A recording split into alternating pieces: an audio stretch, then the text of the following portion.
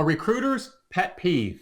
If you're trying to impress a recruiter, here's what not to do on your resume. I want to show you that mistake and how you can avoid it right now.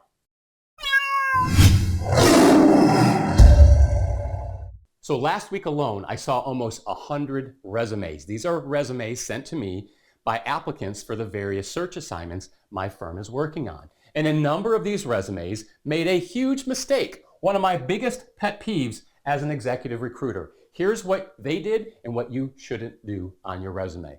Let's face it, writing a resume is not easy. Really hard to figure out how to articulate everything that you do. It's hard to recollect, go back in time, and remember all of what your job responsibilities are and all of what you've accomplished. So you may be tempted, and it's a big temptation, you may be tempted to go to your job description and pull the language out of your job description, which is after all a description of what you do, and bring that over into your resume. It's a very tempting way to go about writing your resume. It's certainly a shortcut. It will make things easier for you. Well, easier for you means harder for the recruiter, harder for the headhunter. Why is that? Because the reality is that your resume with this language doesn't help me either.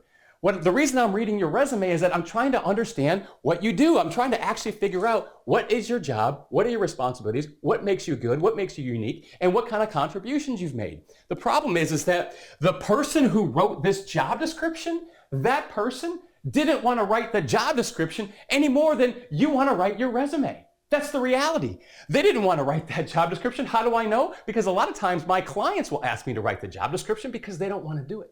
And so what you've done is you've taken this whitewashed language from the job description, and we've all read them. We've all read job descriptions that don't make sense. And what you've done is you've ported that into your resume, and you're now calling that your authorship in hopes that maybe you can describe what you do. And when I read the resume that has language, boilerplate, common language, whitewashed language, I don't know what to make of it. It makes my job harder to figure out whether or not you're qualified, which means I got to call you, I got to email you, I got to follow up, I got to interview you, and all of this stuff. And it takes a lot of time for me, which is why it's one of my biggest pet peeves, and in reality, pet peeve for almost every recruiter out there. If you want to write a resume, if you truly want to stand out as a candidate, do not take the same language everybody else is using. Actually write in language that's simple and easy to understand, and put it in your resume so that you can understand what you do and someone else, like a recruiter like me, can understand what you do. I'm curious what your thoughts are. I'm David Pinkley.